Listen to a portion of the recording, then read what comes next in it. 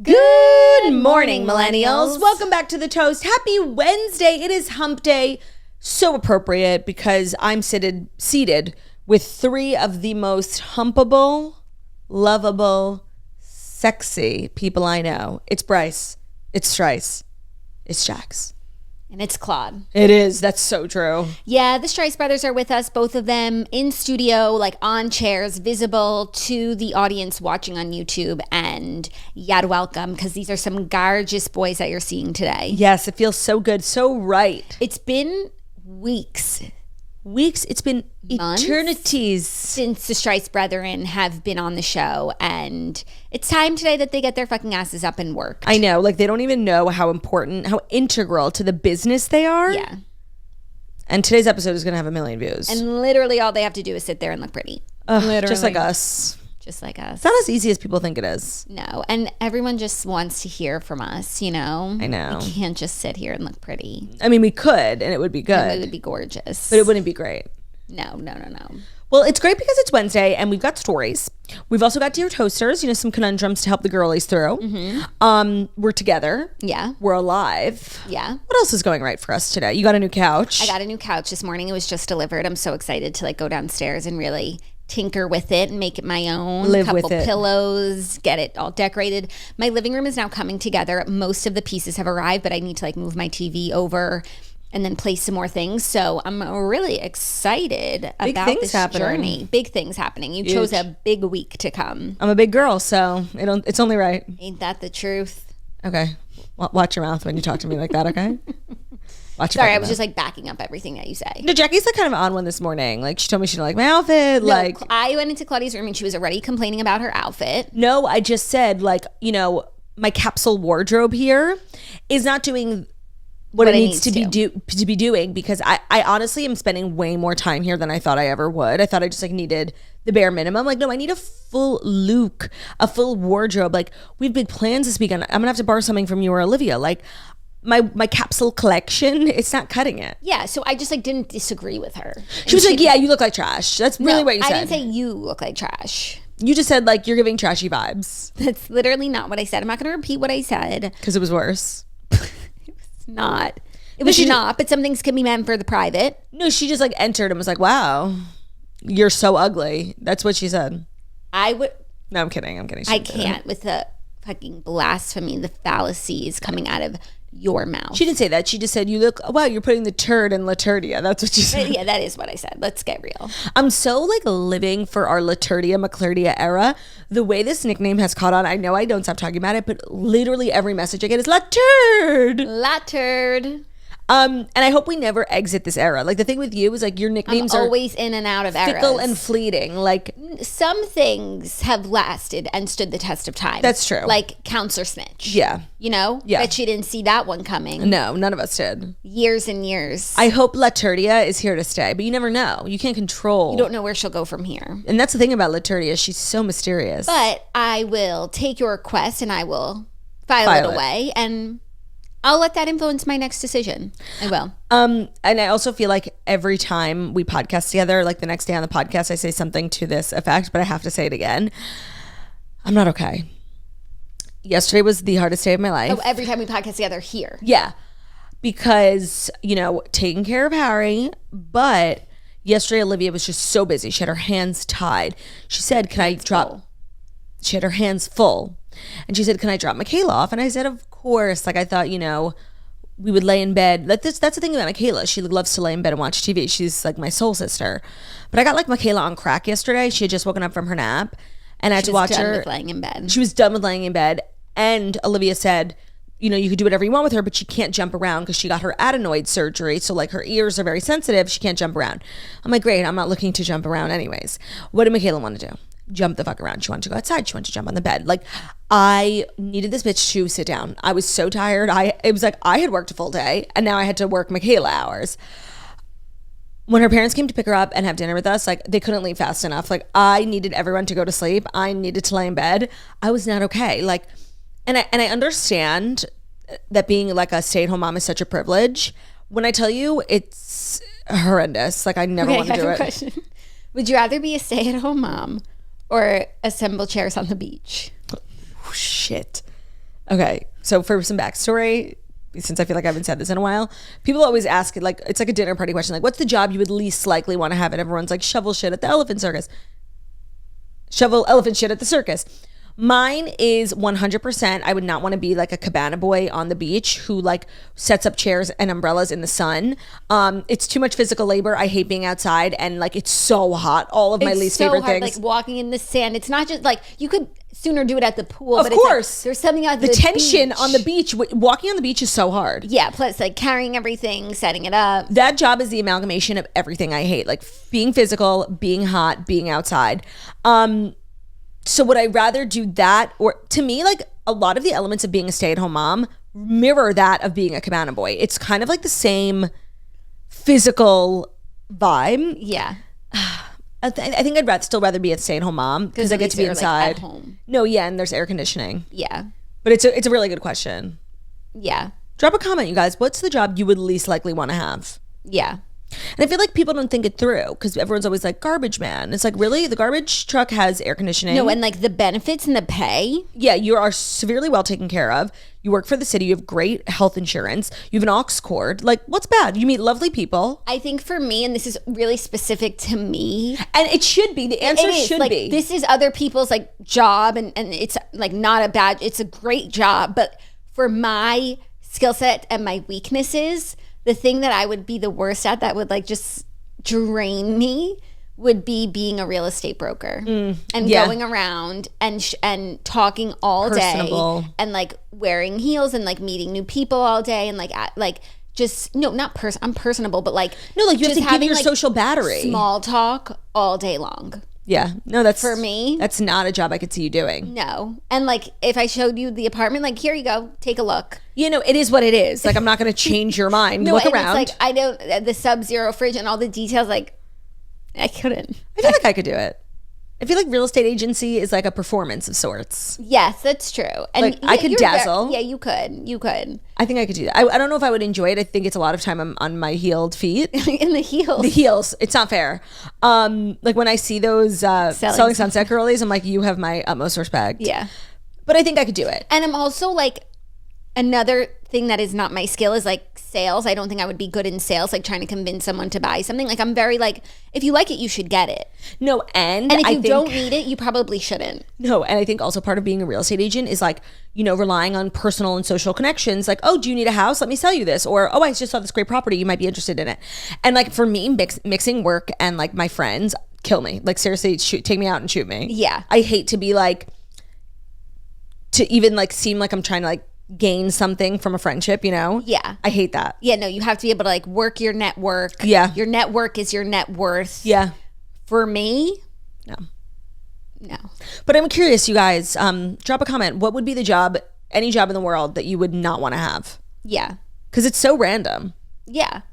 It's just based on like what your weaknesses are and what your strengths are. Right. And I just feel like those cliched answers, like once you start thinking about them, they're not that bad. Like even shoveling shit at the circus. Okay, like the shit part isn't great, but the circus is a family. Did you see The Greatest Showman? Literally. And there's entertainment. Like I'm sure you get after hours tickets and like I'm sure you get free popcorn. Travel. You see the world. Yeah. It doesn't sound that bad. No, it doesn't. So I'm just curious what other people's like death jobs are, you know? Yeah. Yeah. Yeah, I'll keep thinking about it. And I'm sure other people's are like jobs that I would actually really like. I'm sure for some people, like they could never be a teacher. They could not be around like kids all. I would love to be a teacher. I think I would be a really good teacher. You know what? You always used to say that. And I was like, yeah, sure, whatever. And now seeing you as a mom, like you're such like not the type of mom I thought you were going to be. Like you're, not that I thought you were going to be a bad mom, like, but you're like above and beyond like the best mom ever. Aww. And so I actually could see you even like with Kayla, like you bring the same energy to Harry that you bring to Kayla. Like you don't like treat Harry better because he's like technically yours. Like you really love kids. Yeah, I do. And I didn't see that, honestly. Like I didn't, you used to say like, I want to be a teacher. I'm like, oh, okay. Pray for the cameras. Pray for the kids. Like no, I didn't see it at all. Yeah. But I see it now. Yeah. So everyone always asks like, if you weren't a podcaster, what would you do? And unfortunately, I think I would like probably still be in some sort of like social media marketing and like not know how to break out of it. Yeah. But what I should have been doing is being a teacher, even if I was just like a substitute teacher. Substitutes are the best. Yeah. Bad teacher. Holly Holiday from Glee. Yeah. I think if I wasn't doing this, I always say like I would be a veterinarian for literally never. A veterinarian for one. Like I would be a private client concierge vet only to Theo's needs. You would study medicine so that you could cure him. 100%. I don't know. I really don't know what I would do. Like I know that I would probably, just like you, have a job like in marketing or media because that's like what I studied in college. That's like what we know, but that's not what we should be doing. No. I should be a pop star, like for real. Yeah. That's my dream job. I guess that's technically what you're doing now. Like not really. As close to it as you can make yourself get. I always say like when I am, about to go on stage at Madison Square Garden, like I'm so honored and humbled to be there, but like I wish it was for singing. Like I love doing comedy. What if like whenever you get your biggest venue, whatever that's going to be next, like it's going to be for your tour. But what if you just like came out backup dancers? No, and like just did a concert. I think everyone would be really understanding. I think at first they would be confused, and then like once they saw the talent and the passion, they would get on board. They would be understanding, like, okay, we know McClurkin, she's living her dream. Like, we love that for her. We'll take this L for her. Yeah. I think we'll catch the special online. Yeah, I think they'd be understanding too. Yeah, think about it. But that is like my absolute dream because people are always like, you must be living your dream, and I totally am. But like, I do feel like part of me is like missing out. Like on all I ever wanted to be was a pop star.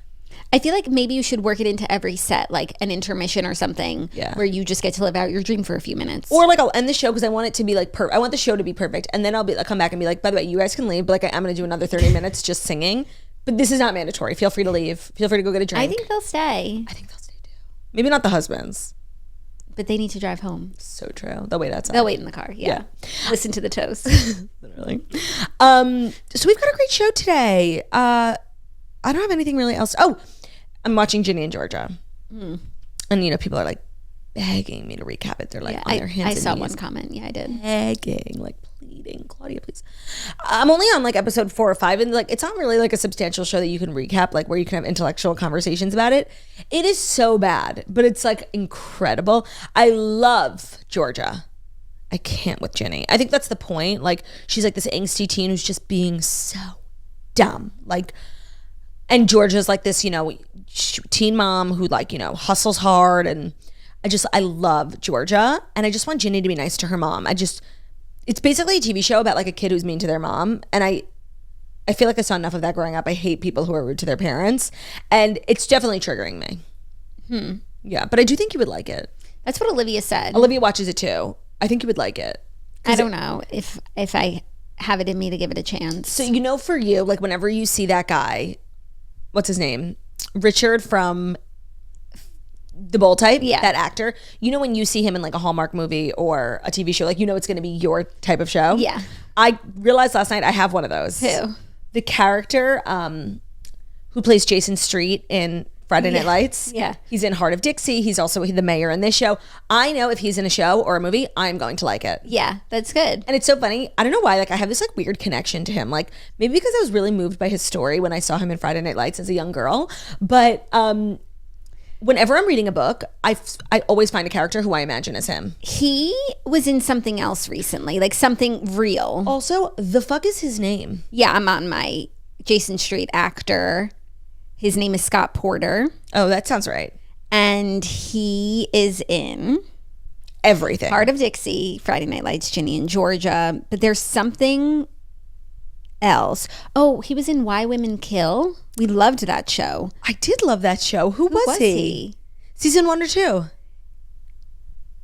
That is so weird. I loved that show. Hold on. Let me think. There was like a couple in the 50s. Scott. And then Lucy Liu. And then like the modern day couple. It must have been a different season because I didn't finish it. It might have been season 2, which was really terrible. I didn't finish it. It was really, really bad. Let me look for a picture. Oh. Let me see. He was married to that girl from America's Next Top Model and they murdered him. Spoiler alert.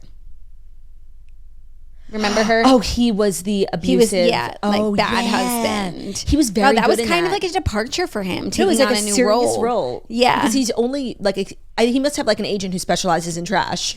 Whatever that agency is, where you it's need like, to get a job there. I need to get signed. That's your dream job. That's my dream job, is to like be in like Hallmark sappy. Movies. Except like, again, know thyself and your skill set. Like, I would not be good.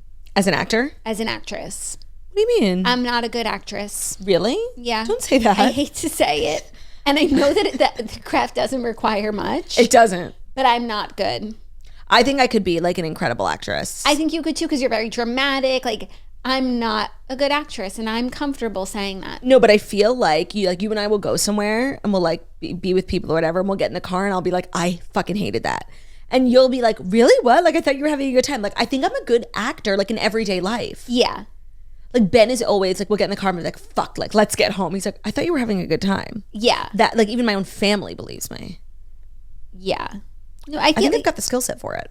I feel like I can act like in everyday life, you know, when I need to behave. But when it's intentional and like dramatic, like I have nothing to give. I mean, actors are they're just liars. Yeah. And I'm no one's not a liar. No, I am.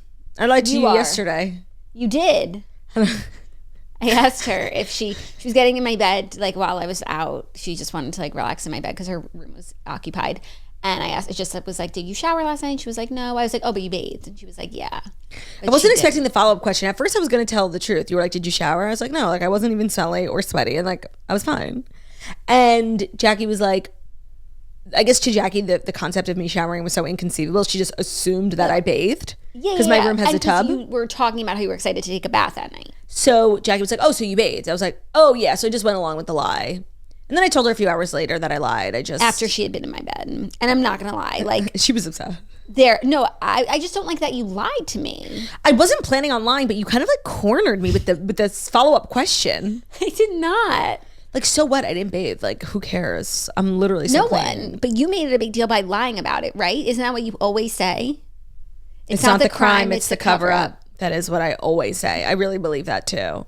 I just felt like it was truly a harmless little white lie.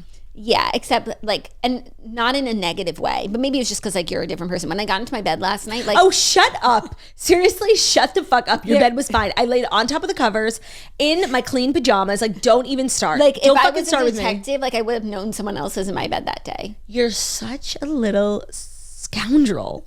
Like, don't even lie to me like that. Don't. I did have the thought. This isn't a lie. That it might have just been like, self-fulfilling. You were just saying not 2 minutes ago that you don't lie. So don't start now. I don't. That's don't how start you know. Now. Don't fucking start now. You're such a liar. I literally had the thought when I put my head to my pillow. I was like, someone else was in here today. Wow, I guess there's 2 liars on set today. Bryce and Trice. Rise and Trice. These boys lie through their teeth. Oh, Mom, I didn't have dinner yet. Yeah. To dinner, Bryce. Actually, Bryce did yesterday kind of chug my Diet Coke. Was he up all night with the Zoomies? I couldn't believe he drank my soda. All night tending to his mother because I had a migraine. Terrible. And he was like, Mama, can I get you a cold compress? Mama, do you want your eye massager? I was like, yes, Bryce, please. And Mama, Bruno lives in the 1930s. Yeah, my whole household does. We have Mama and Papa. Totally. Mama, Papa. I have Papa. Oh, yeah. You have, not Papa. Yeah, you have Pop. It's funny how, like, intonation is everything, you know? It really is. So let's get to it because we kind of got a big show. Lots of stories, some drams, and then Dear Toasters, which I'm excited about. So without further ado about the do's, here are the fast 5 stories that you need to know. And I'm so excited because we have a brand new sponsor today, one that's very near and dear to our labias. It is European Wax Center sponsoring today's episode. Break away from the winter blues with a wax from the experts. Book a service today at European Wax Center, period. All it takes is 15 minutes. Whether you're jet setting or just staying at home, get the quick refresh you deserve in 15 minutes or less and extend your smooth at home with our post-wax phase. Each one is designed to complement your wax and maintain silky smooth skin all winter long. So whether you're like a regular waxer or you want to get into it, I feel like Jackie's been waxing for so long and I've only recently started to get into waxing because it's obviously the better choice for hair removal, and I was like kind of nervous about it. Margot is obsessed with the European Wax Center. I know you are too. So Margot actually took me. I got my armpits and my upper lip, which is sadly a necessity.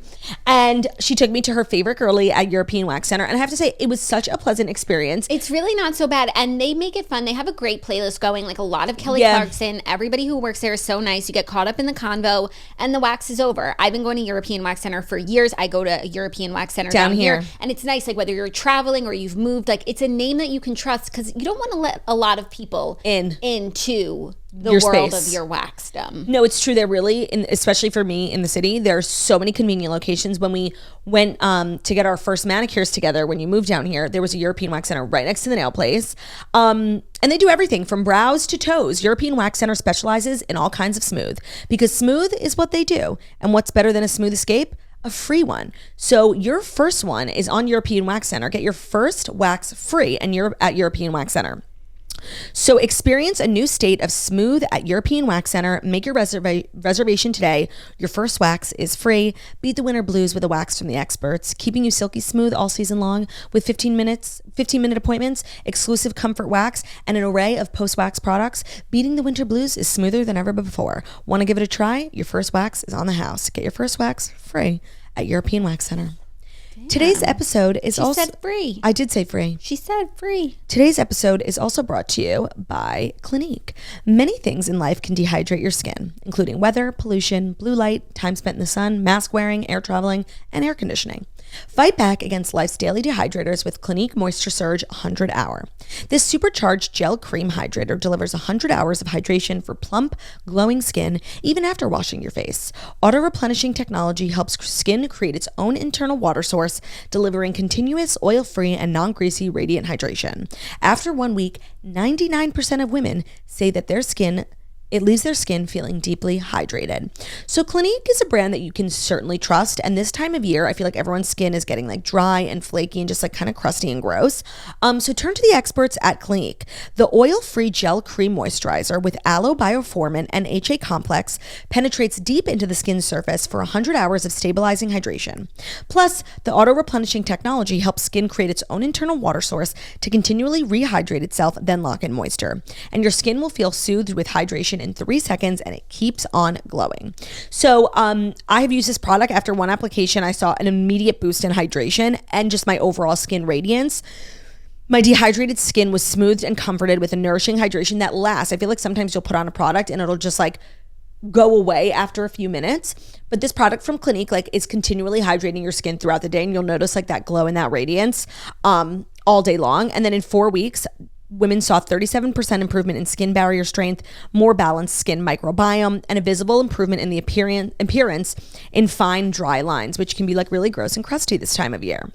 So you'll apply it twice daily, in the morning and at night, on clean skin. You can use it alone or under makeup, on dry spots, as a 5-minute mask, as a cuticle treatment, as a frizz fighter, whatever it is. Whatever issue you're having, this product will work for you. Just one use and you'll see an improvement in skin radiance. So shop the Clinique Moisture Surge 100 Hour this Valentine's Day for 20% off when you go to Clinique.com. The discount is valid through Valentine's Day, February 14th.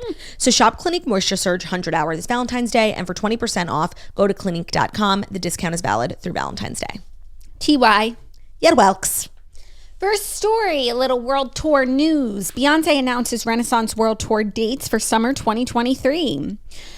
The superstar performer announced her highly anticipated Renaissance World Tour on Wednesday. Beyonce will kick off the U.S. leg on July 12th in Philadelphia, with subsequent stops in cities including Chicago, New York City, Boston, Atlanta, Miami, Las Vegas, Los Angeles, Houston, and New Orleans, among others. So this is very exciting. I think it's been a while since Beyonce has been on tour, and now she's doing it. There's a lot of world tours going on. I feel like there are a lot of world tours going on, and I wonder if they have to like navigate around each other. Like, do you think Beyonce like waited a little bit? Because it's summer 2023. It's like kind of when Taylor starts. Like, do you think she had to like not accommodate, but like, you know, she didn't want to do it too close to Taylor and like have to compete? To be honest, no. No. I don't. What about Madonna? No, different demographic. Yeah. Yeah. I like that. I like this time frame that she announced. Like it's February, so long, and we can get excited for summer 23. Like that's a good amount of leeway. I also think like only really Beyonce could do that, because like you have to know for sure. Like stadiums, like most people who play stadiums, they don't sell out immediately. Like a couple people do, but you need like a decent amount of time to lead up to the shows in order to sell like 90% of the seats out. But I feel like Beyonce is like one of the only people who could do it like literally 4 months before. Yeah, it's like not that long. But Taylor sold out everything, right? Because you guys couldn't get tickets. Yeah, Taylor's like a Beyonce as well. Yes. Yeah, because we couldn't get tickets. Yeah, rub it in. Yeah, so what's going on with your tickets? I just can't explain like how relaxed I am. That's so good. Like I have no tickets. I have no prospects. I'm 27. I have no money and no prospects. But I just know I'm going to be there. Yeah. I can't like explain how I'm not concerned. I'm not concerned for you. Like, either. I'm so I know you're calm. gonna be there. I'm feeling very calm. You are a beacon of calmness. Calmness is my superpower. That is not true. That is a lie. A lie. A big lie. I would say, what's your superpower? Probably like my looks. Yeah. No, actually, what's my superpower? My personality. Like, that's so something an ugly person would say, but like, it is. Like, it is. I'm sorry. I think people like, you know, sometimes think they might not like me or like, you know, and then like But you can turn them I really like, with your powers. I'm a dazzler. I really am. Yeah. And I just happen to be beautiful, which is so unfair. But no, that's definitely It's what's on the inside that counts. another thing that you would say to an ugly person. Wow, I'm just feeling like really gorgeous today. No, my personality. What would you say is your superpower? Oh, there's so many. I would say actually calmness. Yeah, I would say calmness is among my Like, you're superpowers. so level-headed. Like, you never get like hasty, you know, like what do they say about decisions in haste? Like, you've never made one of those. When No. I make one once a day. Yeah. Yeah. No, I would say my calmness and just like my level-headedness. That was a good word. Yeah. So Beyonce's going on tour. I feel like everyone's gonna be going to like so many concerts this summer. That's so fun. I love that for us. Yeah, and I do think normally like we would not like be experiencing a Taylor tour and a Beyonce tour like in the same few months. We have years to make up for. Right. Years were taken off of our lives and they must be added back. Quite literally. Quite literally. Speaking of concerts, there's also been some buzz that Harry Styles got like a really big offer to do a Vegas residency. Oh my God. I mean, that's a great idea. He'll be amazing and he's so Vegas. But He's so Vegas. like, take a break. I know. I do think conceptually it's like a good idea for him and his brand, especially because he kind of like does residencies. Yeah. He does like a couple weeks in New York, a couple weeks in LA.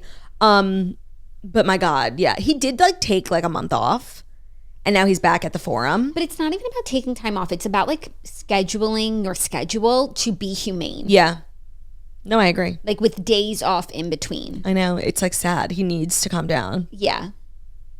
But I do think he would probably put on like an amazing show. I think I would go see that. Yeah. I could go for a trip to Vegas. Me too. We need to see Adele. And we need to see Carrie Underwood. Oh, when does she start? She's on, right? Because Rach went. Oh, did she? Yeah. That would be a good one too. Mm-hmm. The country women do a good Vegas residency. I think Miranda Lambert just wrapped one up too. They're like, it's so Vegas also. It's like diamond and denims, you know? It must be fun to live in Vegas and like you have every concert that you could just go to. Yeah. I thought you were going to say it must be fun for like Carrie Underwood to live in Vegas for a few months. And I actually don't think it is. No. And I don't think that they do. No, yeah, that's not what I was Like saying. Adele's is on the weekends. I think she Yeah. probably goes back to LA on Monday morning. Yeah. I really do want to see Adele. What's crazy is like the ticket prices have not come down. It looks amazing. It looks amazing. She looks every amazing. video I see, like I watched the whole thing and I'm glad that I did. Me too. I do want to say it doesn't look like the production is so wild. They couldn't have gotten it right the first time, but I've moved on from that. I'm just still like a little suspicious. And I really do want to see it. Like, especially when she goes into the audience, I'm like a little annoyed. Not that I have any plans to go. I'm annoyed like when she goes into the audience, which is like kind of like the worst part of a concert. Like everyone has to turn around. Like you can't even see the person. It's during my favorite song. She goes in when we were young. Yeah. Not to complain about a show I probably won't see. Yeah, maybe you should tell her. No, maybe she'll hear this. Anyways, Beyonce, I'm excited for everyone who's going to go, but I feel like it's not enough shows and there's going to be like a calamity trying to get tickets. Well, we'll have to see how Ticketmaster handles, you know, they had their hearing. Yeah. And it was like all the politicians. At first I thought it was funny. And like, then, No, not for 1 second did I think it was funny. no, then I was like, okay, these people are like trying to be viral. This is like giving cringe. Like the second before, like everyone said, like all these people in Congress were like talking to Ticketmaster and like then speaking in Taylor Swift lyrics. And it was like, obviously one person did it and then the next person and the next person. And it was so cringe. It would look at their notes and be like, Ticketmaster, you're a nightmare. Dressed like a daydream. Ticketmaster. Now we have bad blood. Ticketmaster, you should say to yourself, it's me. Hi, I'm the problem. It's me. Like cringe beyond. It was cringe beyond. Yeah. At first I was here for it. And then like the more people I saw doing it and each one got worse and worse, I thought this is what's wrong with our country and why, you know, eggs are $8. This is what's wrong with our country. You ever just like forget how to drink and you're suddenly soaked? Are you soaked? I'm covered in Pellegrine. Because you didn't put your mouth on it. I didn't? No. Oh my God, it's everywhere. Whatever. Are you ready for our next story? I took that shower you finally wanted me to take. Are you ready for our next story? Yeah. Tom Brady says he's retiring for good after 23 seasons in an emotional video. So Tom Brady put out a video this morning saying, give him a chance to make fun of himself. Yeah. He said, I'm retiring for good. I know the process was a pretty big deal last time. So when I woke up this morning, I figured I'd just press record and let you guys know first. He said press record? He did say press record. It won't be long. They just spelled it wrong on People magazine. Classic. It won't be long-winded. You only get one super emotional retirement essay. And I used mine up last year. So I really thank you guys so much. He said to every single one of you for supporting me, my family, my friends, my teammates, my competitors. I could go on forever. There's too many. Thank you guys for allowing me to live my absolute dream. I wouldn't change a thing. Love you all. Well, you should. I just feel like that last line is a little bit of a lie. Yeah. Especially not even because that he like didn't do great this season. He lost his family. He lost his, like, you know, if he had just retired when he said that he would still be married to Giselle according to sources. Right. Like whatever, like it's crazy how like he is the GOAT and like I feel like nobody cares. Like it's almost played out at this point. Like but he knows. Tom, at least he knows. He's not trying to like make a meal of it. He's just like, no, it was a self-aware statement, and for that we're extremely grateful because like we're all looking at him side eye. Though this time I was a little bummed because there were rumors he might be going to the 49ers and they actually could really use him and he could use them. Like I guess they need a strong QB. They have everything but else. I do think his time is up. They have everything else really strong. I know. And he's from the Bay Area. Well, that's true. I do wonder, like, what's on his mind. Like, is he I could see, like, everything we have heard about, like, the whole Giselle thing being a lie. But, like, if it's true, this has to be a person, like, living with deep regret. Yes, but, like, I think that it's more than just, like, one decision for him to go back to football that would, like, end his very long marriage. Yeah. You know, because if they were otherwise so happy. Yeah, there has to be something else. Then they would have made it work. So I think they were at the end of their road and that was the last straw. But if it wasn't that, there would have been a different straw. Are you at the end of your road or the end of your rope? I think you could be at both. I think it's at the end of, I mean, you could be I feel like end of your rope is a little like morbid, no? like giving like suicidal vibes. Yeah, that's the vibe I'm getting. Rope is definitely. So I'm gonna change it to road. Did you see Kylie wearing that necklace? Yeah, that was in fucking news. weird. That was fucking weird. Yeah. I'm all about like, you know, making a statement with your art, but like it's fucking weird. Yeah. Fashion's just getting like kind of weirder and weirder. Darker and more twisted. And I just think further away from like what regular people want to wear. Yeah, totally. So for that reason, I'll stay in my sweatshirt. Yeah, for that reason, I'll stay in this outfit that you didn't like. That's not what I said. You didn't like it first. That's not what I said. I didn't say I don't like it. I'm happy for Tom. You know, I hope he enjoys his retirement, whatever he does, his businesses, gets into sportcasting. But I have like so many like I'm curious, you know, like about what he's really feeling at this time. Because I could see a world in which like he kind of like looked like depressed in that video. Yeah. And I don't know if it was just because like, you know, he's ending his career or because like he kind of went out like a loser. Like, I'm retiring, never mind. Yeah, but like you have to remember he's not a loser. Like if he's ever feeling that way, he can look at his 6 Super Bowl rings and feel better. Yeah. So did he win a Super Bowl since he retired? Since leaving the Patriots? Yeah, I think the Bucks won. Won once. And then he retired. I don't know. I feel like he retired before he went to the Bucks. Me too. I think he won with the Patriots, retired, came back, won with the Bucks, and then lost twice. Or once. Twice. Yeah, okay. So it's not like that losery, but it's not great. Yeah. Are you ready for our next story, which is really kind of crazy? Kind of crazy. So Nicola Peltz's snippy text blasting her wedding planner's mistakes have been shown in a lawsuit. Yes. Because Nicola's dad is suing this wedding planning duo for not giving back a deposit that he deposited, even though they didn't wind up working with them. So according to the Daily Mail, Nicola's father filed a lawsuit against wedding planners Nicole Bragan and Ariana Giralba for refusing to give back the $159,000 deposit he gave them. In the lawsuit, he's claiming that he and his wife hired them in March 2022 through their firm Plan Design Events. After parting ways with their first wedding planner, the Peltzes hired the duo 6 weeks before the star-studded nuptials were to take place. However, after only 9 days on the job, the duo decided not to move forward with Nicola and Brooklyn because they could not handle the couple's guest list, which included more than 500 people. Per the Daily Mail, the lawsuit reads, the celebrity of the wedding couple combined with the anticipated attendance of many high-profile guests required that the wedding planner have the expertise and staffing to plan, coordinate, and execute a wedding event of the expected caliber and complexity. Yeah, like not just any old wedding planner could execute this. I heard that this was like they went through like 3 or 4 people till they found the right one, this being one of them. Yeah, this was number 2, and the lawsuit is because they didn't get their deposit back. But the lawsuit included some text messages that Nicola had allegedly sent the wedding planners in the lawsuit, including one where the actress said she was, quote, tired of fixing their mistakes after they said Lewis Hamilton RSVP'd yes, although he told the couple he could not attend the wedding. So she texted them, Lewis Hamilton did not RSVP, so explain why his name's on the list, please. She said, we spoke to him, he can't come, so explain why you said he RSVP'd yes.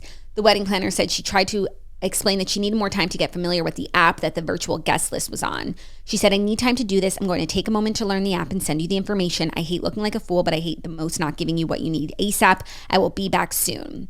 Nicola, who was seemingly upset, allegedly replied, that's not true. He didn't RSVP at all. Nicola's dad also claimed in the lawsuit that the wedding planners had a drinking problem. And because they sent a text to Nicola saying, that one of them said, going for a tequila before her head was about to explode, to which Nicola replied, yes, queen. So I guess like that's okay, that's dramatic, problem. Mr. Peltz. Yeah. So he's also suing for the legal fees. I don't know. It kind of sounds like they were pretty far into the planning process with these planners because they were accepting RSVPs, so they deserve to be paid for something. Yeah, but to be paid versus like the deposit? Yeah, I don't know what this money is like specifically for. I've never heard of a wedding planner taking a deposit. They get a fee. Yeah. I don't know. And then they wound up hiring a different wedding planner with how much time to spare. Like this was already 6 weeks out. Like How many weeks did they work for them? A week? 2 weeks? No, I feel like they probably worked with them for a decent amount of time. If they were already in the collecting RSVP stage, that's 6 to 8 weeks. No, but they hired them at 6 weeks out. They had a different wedding planner before. Oh, you know that for sure? Yeah, that's in here. They hired them with 6 weeks till the wedding. Got it. Okay, so no. And then they didn't go with them, and there's a different wedding planner. That's fucking crazy, by the way. I thought all of this was like, 1 year out, starting to plan, going through a few planners, and then ending with one. Not changing planners 6 weeks before. That's crazy. Yeah. And I don't know, I don't really maybe this is like a mega rich person thing, but I never heard of a planner taking a deposit. Yeah. So that's why he wants his money back. Yeah. So I wonder who's like gonna win. Like who's entitled to the money. Like her dad is like a billionaire businessman. I don't think this is like a bad look. No, I don't think he would go for a lawsuit that wasn't a win for him. Right. Like, because it is a bad look if the law isn't on his side. Yeah, that's true. Like and going if it's after not a like small crystal fucking clear. Yeah, that's true. It's just like so awkward, like having your text messages being leaked. So awkward. I actually don't think that they're that bad considering like it what could have been worse. Heard about her, but also the dad put hers in. So like maybe there were others. Yeah. Maybe like they'll add them. But I'm sorry, that's like so dramatic. Like, she's just like a little snippy about Lewis Hamilton. Like, why is he on here? He told us he wasn't coming. No, but like so dramatic to like submit a text message where she says she needs a drink because it was like a stressful day. She has a drinking problem. Calm down. But like at least we could see Nicola was nice when she were back. Yes, queen. Yeah, because I could see Nicola being like such a bitch. So scary. Like she's like just think. How do you not as a bride 6 weeks before her wedding? Like how do you not like when you grow up? Like her family, people don't I even think understand. Like they're like the top 1% of the 1%. Like they're like next level rich. She's so gorgeous. She's in Hollywood. Like how could you not be like a fucking wench cunt? I just don't know how you couldn't not be like the most nasty bitch alive. I mean, there's a way where you're just like so grateful for your bountiful blessings. I can tell you it wouldn't be me. Like if I was so perfect and like literally came from like billionaire family, became like a starlet, was perfect looking, like you could not catch me being nice to a single human being. Like you, I wouldn't even pretend I know you. You wouldn't even look at me. Well, actually, if you're still my sister, that means you're also like a billionaire. I think she loves her little sis. Okay. Is she always posting her sis? I don't know. I feel like she is. Like it's so important to know thyself. Yeah. And I just know I would be worse than Nicola. Like I just know it. Yeah, especially 6 weeks out, she's having wedding drama. Should have called Birch. Like, yeah, they would. It just also Josh would never. It's so interesting. Like, really, maybe a wedding of this magnitude happens like in this country like 3 times a year. who is like, because this is bigger than like Kardashian even. I feel like who's the Mindy Weiss. Mindy Weiss. Like I feel like someone bigger. Like who's bigger than Mindy Weiss? I don't know, but it happens. It exists all the time. But I'm just day. like, who is it? Not every day. Who is it? I don't know. It's anyone's job for the taking. Speaking of Gertie, they should have hired Gertie. She's in Miami. I don't think so. So random. I don't know what just reminded me of this, but yesterday we were talking about how like Orlando Bloom and Miranda Kerr and Katy Perry were at that event together. So Miranda Kerr posted a TikTok. I saw. It was so cute of her like dancing with Katy Perry and being like, when you love your son's stepmom so much, like obsessed. I love that. I feel like a lot of people didn't even realize that like there was a kid. Son. Yeah. Yeah. They're like really private actually with their kids, like as they should be. And now I think I'm like becoming obsessed. Like I need to see more step co-parenting content. Yeah. They should do an episode of like a podcast blended. Yeah, they should start a blended podcast. Yeah, where they like bring on parents who are having a hard time co-parenting. And they just kind of ameliorate the situation immediately. Yeah, which actually is a great segue into our next story because they could become the new Dr. Phil with that. Oh, and is it the new story that they could become the new Dr. Phil with that? That's brought to you by Kitsch. Is there a coincidence? Like, is that the one? That's the one. All right, you guys, today's episode is brought to you by Kitsch. 2023 is the year of good. We're feeling good, we're doing good, and we're being good to ourselves. Kitsch makes feeling good simple with luxurious game-changing essentials that beauty enthusiasts swear by.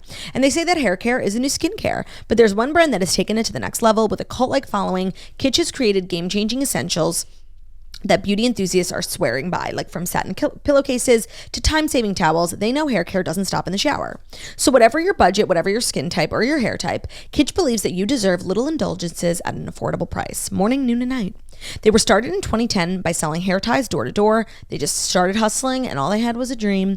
And now they are sold in over 20,000 retail locations. So their best sellers include a lot of favorites here from Jackie and I. The satin pillowcases.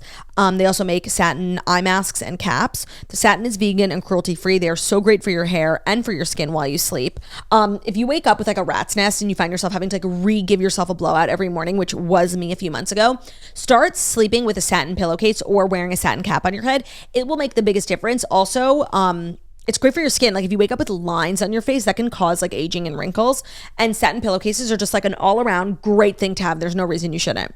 They also have shampoo and conditioner bars, which are part of Bottle-Free Beauty. They also offer heatless satin curling rollers, so you can say goodbye to heat damage. It's amazing to get like curls and blowouts at a fraction of the price. It's literally $18. So right now, Kitsch is offering you 30% off your entire order at mykitsch.com/toast. That's 30% off anything and everything at mykitsch, mykitsch.com/toast. That's mykitsch.com/toast for 30% off your order. Thank you, Turdy. You're welcome. Next story. Dr. Phil's talk show will end after 21 seasons. He said, I'm moving on from daytime. The long-running daytime talk show hosted by Dr. Phil McGraw will wrap after its current 2022 to 2023 season, which is its 21st. Dr. Phil is ending his time with the show after signing his most recent contract with CBS Media Ventures, which was good for 5 years in 2018. The syndication company is expected to give networks the option to run previously taped episodes for the forthcoming 2023 to 24 season. He said in a statement to People, I have been blessed with over 25 wonderful years in daytime television. With this show, we have helped thousands of guests and millions of viewers through everything from addiction and marriage to mental wellness and raising children. This has been an incredible chapter of my life and career, but while I'm moving on from daytime, there is so much more I wish to do. CBS Media Ventures said that Dr. Phil will soon share details on a strategic primetime partnership that will help him increase his impact on television and viewers. I feel like this timing is really good because it's only a matter of time before Dr. Phil gets canceled. Like there was like a small movement led by Danielle Bregoli a few years ago, and like it had a little bit of traction because I think a lot of the facilities that his production company would like send troubled teens to are some of those problematic places like Provo Canyon that Paris Hilton went to. And you know what? He's gotten through 25 years relatively unscathed. And I think in order to protect his legacy, this is the absolute best thing that he should do. It's literally a ticking time bomb. Yeah, I don't know if the culture can handle Dr. Phil for much longer. No, because Dr. Phil's very much like the tough love. Yeah, and he what a lot of what he used to do would not fly today. No. So unless he wants to, and I don't think that he should change his way or his format, but the world has changed. Yeah. No, his time is up. His time is up. But it's also worth noting that daytime television is changing. Like Wendy Williams' show, Ellen DeGeneres' show, Dr. Oz. The Real, like they're all going. I think that this is an inflection point for daytime. Will it change beyond recognition where it's to the point where like there are really none of those shows, or it's like we're just doing Kelly and Drew and like, you know, J Hud, these types of really light, bright shows that are like not gonna solve the world's problems. Right. No, you're right. We're definitely moving in that direction. Like it's more of like the Ellen vibe than the Dr. Phil, Dr. Oz, like kind of scary. I feel like sometimes that content's like fear mongering, like what's in your morning cereal? Cancer, you know, like, and like Dr. Drew, like things like that. The Doctors, that show. Yeah, what about Jerry Springer? Like, he Maury, must be like quaking. Maury's ending, right? Yeah. Steve Wilkos, like I think like our kids will not be watching, you know, when they're homesick from school. They'll be watching Kelly Clarkson. And you know what? They'll be better off for it. Yeah, no, they could have. I feel like when you're homesick from school and then you're watching like, you know, Jerry Springer and you see like someone in dire straits, it's like, you know what? I'll go to school tomorrow. It's true. We're scaring the kids straight while they're sick. Instead, they'll be singing like, sometimes in the middle of the night, I can feel you again. I just miss you and I just wish you were a better man. You know, you'll go in, they're supposed to be sick. Instead, they've got the karaoke machine out. Love that for them. Sorry, the Kellyoke machine. Kellyoke. But now it's like, what's next for Dr. Phil? And it says he's obviously working on some big, probably more like high level like production or development thing with CBS. And I really feel like he should give his time slot to Morgan Stewart. Yeah. Like he should make his next phase in life, like making Morgan Stewart the next Dr. Phil, but like of her genre. Yeah. He must see the talent that's, you know, the mother of his grandchildren, you know, his daughter-in-law. He must see it. They should host a show together and like maybe like she could be that foil where it's like, Phil, we don't say that. Yeah. No, I love that format. It's like, and it would be bringing like old and young generations together. I'd be watching. In a second, on a dime, I would be watching that. It's something to think about. He has a podcast that's really popular. He does like more mental health stuff. I don't think this is the last of Dr. Phil, but I do think in this kind of antiquated format, it's not going to cut it anymore. Yeah. But I feel like he has so many like fans, and I don't think that's why he's really leaving. Like I just do think that daytime is changing. You know, and he's probably over it, like doing the same thing every day for 25 years. Yeah. It's a lot. Like he could, if he wanted to, retire. Yeah. Oh, he's so rich. Yeah. He's fine. So we'll see what's next. Yeah. But the end of an era, truly. Yeah. Are you ready for our fifth and final story? Yeah. Britney Spears is accusing Melissa Milano of bullying for questioning her well-being. Alyssa Milano? Alyssa Milano. You said Melissa Milano. I'm like, the TikToker? Melissa Matrano? Literally, no, I didn't. You literally said Melissa, but okay. Okay. Girl boss, gaslight, repeat. You are. You roll the tapes. Good, because we have them. Roll the tapes. Because we have them. Hopefully today's files don't mysteriously disappear. So Alyssa Milano tweeted, "Someone please go check on Britney Spears." You know, that's what people say these days. Yeah, I just want to say, like, before I give my opinions, I'm definitely biased because I find Alyssa Milano to be like one of the most annoying bitches on the planet. Continue. And so Britney posted that to her Instagram story and said, "It saddens me to see things about me from people who don't know me. This definitely feels like a form of bullying. Ladies, we are supposed to be rooting for one another, not pulling one another down." You know, I might have to rescind what I said. I think I might be with Alyssa Milano on this one because you know what? Like, it's not bullying. It must be tough for Britney to see that. But like, Britney is not okay. We all know that. I know, but I feel like this is what we've always been saying. It's like you don't need to check on Britney. Like, this is Britney, right? This is the Britney that we freed. Like, and I think that the situation that she was in was extremely extreme. But at one point, like, she was. When like this all started because like I think that she's not like what you would consider normal. Yeah, she has her quirks about her, and that doesn't mean that she has to live her life like a prisoner though. So thus she is free, right? But like Britney's gonna be Britney. Britney's gonna be a little weird, and she doesn't need anyone to check in on her. No. Also, I just feel like Alyssa Milano should mind her own business. You know, like there's like things out there about like her husband. Like just stop. Oh, I don't even know. There's about stuff out there. So just like, why don't you mind your own business and like, you know, those in glass houses. She had said recently, Britney, "Nope, I'm not having a breakdown. I am who I am and moving forward in my life. I've never felt better." That's literally what I think. She is who she is and she's moving forward in her life being who she is, which is a person that like you might not have thought that she was, but she is. Or like, I think like two things can be true. Like she can be happy, but also deeply unwell. Do you know what I mean? Yeah, and she could be unwell, but not need to be in a conservatorship on lithium, like working every day, not being able to accept her own money, having an IUD placed in her when she wants kids, not being able to marry her husband. Like she deserves her freedom. Yeah. And just because she like dances in her living room. It's not like what you would post on social media. And the thing is, I don't even like look at any of it anymore because it is out there. Yeah. And the girl is free and she deserves her freedom. But it's not, you know, it's not the usual celebrity curated content. Well, it's also important to remember, like not only is Britney obviously going through stuff, so her social media is weird, she's also a 40-year-old mom. Like she's chuggy. Like that is also her aesthetic. Like I feel like people are always like, because we expect, you know, like every celebrity, no matter how old they are, has like some, you know, 25-year-old intern helping with their social, that like it always comes off like cool, like they know the trends. But like Britney is literally 40. She's a mom of two. Like that is kind of the vibe for people that age. Like that's what they post. Maybe not the dancing, but like the quote cards and like the weird captions. Yeah, I feel like there was other stuff recently that was more concerning, but it's like she's working through all of her newfound freedom and she's doing it in front of everyone. And that is her right. Like, and it's going to be raw. A human being. And it's going to be ugly. And so I don't know that she needs to be checked on all the time. I think being checked on is what got her into a situation that was really bad. She's not hurting anyone. It doesn't seem to be that she's hurting herself. Let the girl live and be fucking weird. So I understood what she meant when she's like stop, everyone can stop saying, and everyone thinks they're being so like helpful and magnanimous. Let's check on Britney. I'm worried about Britney. She's so very happy. And that mentality, this just happened last week. Like, we need to check on Britney. Like, people, like, concerned fans, like, call the cops, and the cops show up at her house in the middle of the night, and, like, it freaks her out.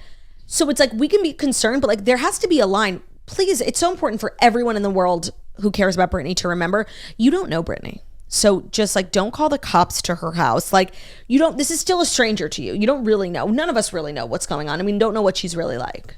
Yeah, but hopefully she has a few good people around her who know what she is really like and so know what to look out for if something is wrong. Yeah.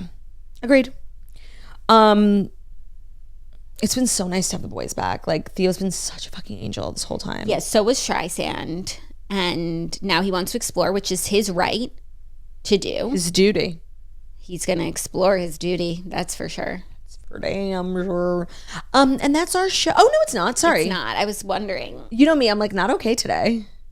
I mean, same. Let me pull up the Dear Toasters for you. So it's Wednesday, which means our advice segment, our favorite day of the week, is Dear Toasters. If you want to email us, get some advice from your favorite girlies, email deartoasters@gmail.com, and we will do our best to get your quandary on air. We've got some good submissions today. Are you ready? Ready. Hey, girly turlies. My husband brings me home a magnet after every work trip he goes on. It's cute and thoughtful, except he puts them on the fridge. I've tried to find another spot for them, but they always end up back on the fridge. We're moving from our apartment into our first house soon, and the magnets just simply don't fit the aesthetic. What do I do? Should I lose them during the move? Much love. She wrote her name. Oh my God, nobody ever writes their name.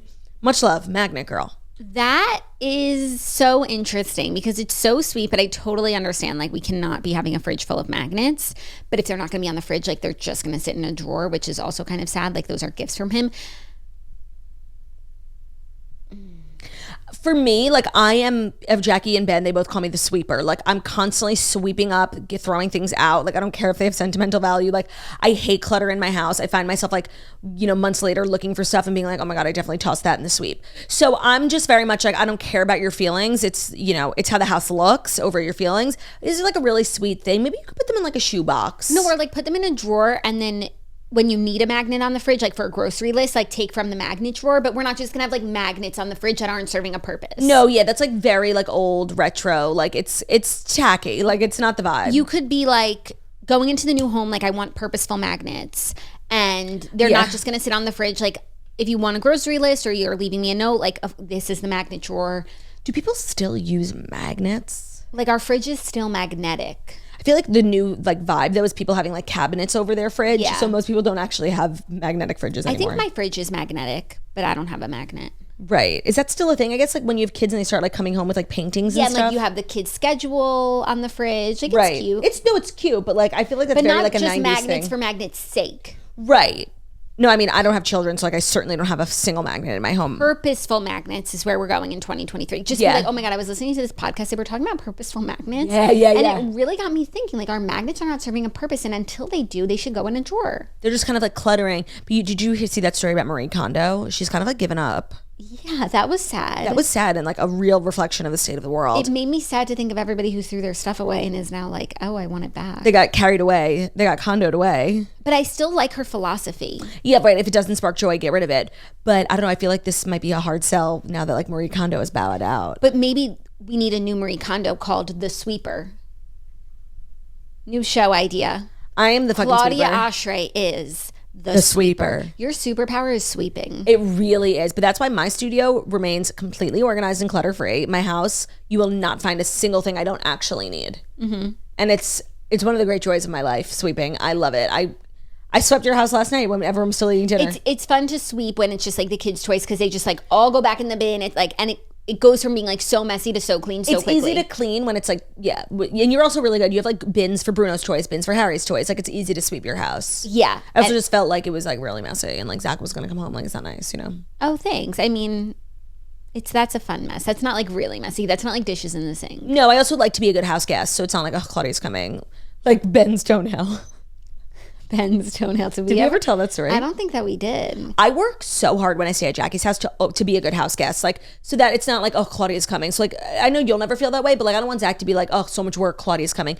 So I always, I never leave a dish. When I leave, I make the bed every morning. I leave the room nice. I take my trash out, and I do it for me and Ben. Yeah. But they stayed here in December, and when we were cleaning out the room because we were turning it over for the next guest, we found Ben's toenail on the nightstand. Like, when like your big toe, like just the whole thing comes off. Right, not like the whole nail, the whole like extension, like the whole tip. Like tip. And so he must have ripped it off and left it on the nightstand because he must have been impressed like with his big toenail. I remember him ripping it off and showing it to me. Oh, really? Yeah, it never occurred to me he would leave it there. Then he left it there, and Zach found it. I feel like if I had found it, like I would have concealed it and just told you. But Zach was so disgusting. And it's like all the work that I do to like leave a good impression for my family, and Ben destroys it with a 2-inch nail. And so I call Ben, oh my God, and you told me to scare him. So I left him like a really scary voicemail, like, hey Ben, we need to talk, like please call me back. And when he called me back, I was like, dragging it out. And then I was like, and I found your toenail. And he was like, no, that's not mine. That was Claudia's. Oh, what? You didn't tell me that? Yes, I did. He said, that's Claudia's. I was like, no, it's too big to be Claudia's, and it was on your side of the bed. Yes. And Claudia, closer to the window, right? Yeah, of course. And Claudia would never. I cannot. Anyways, he was like not even... like not apologizing, like not embarrassed. I cannot believe he tried really to blame was that just shit like, on well, me. I guess if it's mine, I'm sorry. That's like if I hurt your feelings, I'm sorry. Yeah. He's like, I don't think it's mine, but if it is, like, I'm really sorry. I cannot believe that little shit tried to blame me. Mm-hmm. Wow, I'm like mad at him all over again. I actually had forgotten about it. Back to the Dear Toasters. Just get rid of them. Like, I'm sorry. Put them in a shoebox. Like, it's sweet. It's like collectors. Yeah. Oh, yeah. Or in the move. Don't throw them away, but like in the move. They don't have to go on the fridge. Like, put them somewhere where he can't find them. And then also maybe going forward, be like, I feel like we have so many magnets. Like, but I love that you're always thinking of me, like maybe a shot glass, maybe a keychain. Yeah, switch it up. Maybe a sweatshirt. Our next one is like a Venmo issue. And I find these issues, like, people really have such gall. Ready? Hey, Jackson Claude. Token Gen Z are here. Claude, your TikTok presence is working. My big sis introduced me to the toast and I'm obsessed. That's why I wanted to read this submission. Anything for me? No. Usually like there's something nice for you and something nice for me. Well, she didn't say something. She just said the TikTok presence is working since I'm the one doing the TikTok. Oh, okay. I thought she meant also like your videos, like, your food trying. No. I think she just meant the clips because she found out about us from her sister who sent her the TikToks. Okay. It wasn't just like niceties for both of us, as some people do. So there's nothing for me. It's not about you. It's about the girl. I need your advice. I just moved to Denver for work and I'm in the process of making new friends. A few new girls invited me and 2 of my friends from home to go skiing this past weekend, and it was a blast. We totally hit it off, and I could see us moving past the dreaded friend dating phase. But my dilemma is that after the weekend was over, the girl who drove requested a Venmo for gas and parking. Totally normal. And then she requested a $35 Venmo request per person for 1, an exterior and interior car detail, and 2, a payment to rent a spot on her car's ski rack. Her blatant explanation was that if I charge $10 to every person to bring their skis per trip to the mountains, I can then pay off my ski rack by the end of the season. So she's just using these girls like to pay her back to pay for a ski rack. I'm not sure what that is. A ski rack that she would already have. Yeah, that she like wants to pay off. Am I petty as fuck for not wanting to pay this girl an extra $35 so that she can pay for her own car upgrades? On the one hand, it's not worth losing a new friend over $35, but she knows we are all on a shoestring budget and skiing is expensive. If I pay her, does this fuel this kind of behavior? How would you approach this? So I guess she bought a ski rack for her car, and then if she charges everyone $10, then she's like, she never had to buy it. Yeah. Even though they did use it. But No, also or an it's like- interior and exterior detail, that's definitely like Extreme. but you know, maybe she needed it. Yeah, like we did I would a just road pay trip. it. I would just pay it too. And like going forward, there will be a time when like you won't want to pay it and it doesn't make sense to. Right. But like if you want this person as your friend, just pay it. But I do think this is a problem that's going to persist. But maybe eventually like it will be something so crazy that you could say something. I don't know. I kind of feel like this isn't the most unjustified request. Like $35 when it was like the whole weekend, everyone used this one girl's car, like skiing, snow in the car. Like the detail doesn't seem like that crazy to me. The ski rack is like a little chutzpah. Like, But it's like, where would you guys have put your skis right. if she didn't have her car and she didn't buy a ski rack? I don't know. It's like it's very gray. no. Like it's very like a small thing, but everybody's on like has bills to pay, and I mean it sounds like she would have bought it regardless. Like Yeah. she didn't buy it like for you For the guys, trip. but I would pay it this time and then just keep an eye out. Yeah. It doesn't, honestly, it's not the most, I've heard of Or, like, crazier things, next people asking for time- Venmo requests. Yeah, I would pay it this time for sure, but like next time be like, okay, what are the costs gonna be Up front. the next time someone asks you to do something? Like if we're going to dinner, like okay, are there any costs associated or just like we're going to dinner? But it's hard enough to make friends in a new city. So honestly, just like let this one go, especially because I don't feel like it's that crazy. Yeah, no, it's not the craziest thing I've ever heard. All right, our third and final Dear Toasters, Dear Jackson Claude, longtime listener here. I hope all is well and fabulous with both you and the boys. I recently had my first child, and I don't know how to tell my in-laws that I don't want them posting pictures of my child. Sorry, I'm not giving the child a gender. I don't want them to be posting pictures of my child on social media. I feel like they're going to roll their eyes and think I'm a crazy mama bear behind closed doors. I don't like confrontation, and I don't want them to feel like I don't want them to be a part of my child's life. My mother-in-law and sister-in-law post everything, and I mean everything on Facebook, and that's just not my journey. Yeah. My husband and I are more private, and we don't feel the need to overshare our life. I know my in-laws want to share pictures of my newborn out of love and excitement, but I don't know how I feel about my child having a digital footprint at the moment.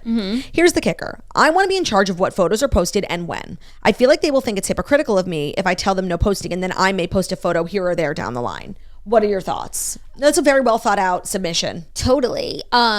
I feel like it's have every right to 100%. say I don't want my baby on social media, but you could also be like, especially I don't want like a lot of volume of my baby out there, but like if there's ever a photo that I'm comfortable with you guys sharing, like I will let you know. And like if I share something, that means that you can share it too. But I just because there's one picture doesn't mean that there's now going to be 1,000 Like floodgates. And they absolutely have to respect that. If they don't, like that's a problem. As far as you worrying about them thinking you're like a crazy mama bear behind closed doors, like Let them think okay, that. let them. So what? You care so much about their grandchild? It's better than them thinking you're just like A this deadbeat mom. Yeah. Like, yeah, no, Jackie's totally right. There are such worse things for your in-laws to think about you. Like if your in-laws think you're too overprotective over your child, that means you're doing a good job. Yeah. Like being overprotective is never a bad thing when it comes to kids. No, never. So I agree. Like it is important. Like it is worth having the conversation over. You're not unjustified and nothing you're asking for is like that crazy. And I feel like if you explain it out, especially like your sister-in-law who's like younger, like she should get it. Other like parents don't really understand like the full magnitude of social media. So I think you'd have to like explain it to them more, but as long as you do it in a nice way. Yeah, in a nice way, not in like a condescending way. Like you guys share so much. Like Yeah, just like right. Just like this is me. Like for our family. Like your son agrees. Like we just don't want a lot of pictures out there. We'll let you know if there's ever stuff we feel comfortable sharing. But Well, did you have to tell your in-laws? yeah, And and it they was totally fine? understood. Yeah, and I'm sure that they would love to be able to share pictures. But like Of course. they know and they respect. 100%. Oh, okay. Yeah. Oh, I didn't realize like that you literally did this too. Yeah. And so like you just said like no pics. Yeah, I said we're not sharing Great. pics of Harry like please don't share either. No, I guess I just realized that too because I am friends with your in-laws on Facebook and I've never seen a picture of Royal Dini. Right. I wish I would. And like you didn't really have that conversation with me because you know, like I'm so against it. Like the world needs to see. Yeah. Let's see when it's your turn what you do. No, I know. You know, I've thought about that a lot because like Olivia didn't do it and then like you didn't do it. And I don't know how I won't, but I think I agree. The way that I felt, like I always said, I'll see how I feel. And the way that I felt made my decision for me. But like the way that you might still feel like I don't see what the big deal is and then you can share. By the way, I do see what the big deal is and I agree with your sentiments. I just feel sad for everyone else that they will never get to experience the magic. But I feel like the way that you feel like it won't even be a hard decision if you wind up posting or not posting. Like you'll know. Yeah, you'll know.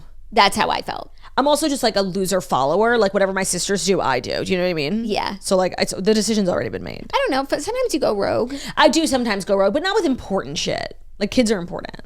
I don't know. I could see you just being like, no, I feel fine. No, I don't. I couldn't see that actually. Really? Yeah. Okay. But again, you're totally entitled to the girl who wrote in, not to make everything about us. You're completely entitled. But I think that's why she wrote into us. Like, yeah, I picked up on that. Oh, I totally, because it didn't apply to me. And if it doesn't apply to me, I'm not even paying attention. I didn't even pick up that, like, you literally did this. Yeah. And it was totally fine. Yeah. So, like, unless you have like evil in-laws, which it sounds like they're pretty normal, like they love your kid and like want to take pics. So I think you'll be fine. Yeah. And I think a lot of people do understand, even if they've not experienced it, but they can conceive of like the downsides of social media and like, especially for young kids, like there is a lot there. So I feel like they'll respect your decision. Yeah, I agree. Because we all want what's best for the child. Of course. And that's what we all have in Kerman. In Kerman. What are we going to have for lunch? I literally just got so hungry. I heard somebody downstairs open the microwave. That's why. I'm so glad you asked the question. I'm starving. Maybe like we go out for lunch. Pick I'm something down. up. I also need to go to Target because the way I have asked repeatedly for a chair in my bathroom, I cannot. You know what I didn't realize? I guess I have a vanity at my house and I have not done my makeup standing up. Do you need a chair with a back or a poof? I just need something. Well, you could always take one from the dining table. No, I want like it needs to be taller. So I just need to go to Target and get what I need. Like my back, my feet hurt. Like just standing up and doing your hair and makeup when you take as long as I do is backbreaking stuff. Yeah. So maybe we'll go lunch and then Target. I have to edit the Redheads today. New episode drops tomorrow. We recorded it yesterday and it's so good. And even though we all like the book, like we all had a lot of really valid concerns. Okay. And I feel like it's a really good episode about a great book, which so many people loved, including the Garreleys. And as always, the rating felt right. But we were like not just blindly eating all of it up because you could have, because there was, honestly, she's like real life Evelyn Hugo. Yeah. Oh, that's nice. It was a really good book. But we had concerns. And I have concerns too about what I'm going to have for lunch. So I'm going to go figure that out. I'm going to have a bowl of strice for lunch. I hope you guys have an amazing hump day. Thank you so much for joining us. And I hope it's time for your lunch now or dinner whenever you're listening to this or dessert. Because I want my dinner now. I do want my dinner now. Thank you so much for listening to the Toast of the Millennium Morning Show, where we deliver the fast life stories that you need to know every Monday through Friday on YouTube. So if you're watching this on YouTube, please hit subscribe and give this video a thumbs up. We're also available as a podcast anywhere podcasts can be found. So Spotify, iTunes, Stitcher, Public Radio, iHeartRadio, CastBox, all the places where we listen to podcasts. And social sleep after our video, beautiful, stunning, and wickedly talented we are. Amen. Love ya. Bye.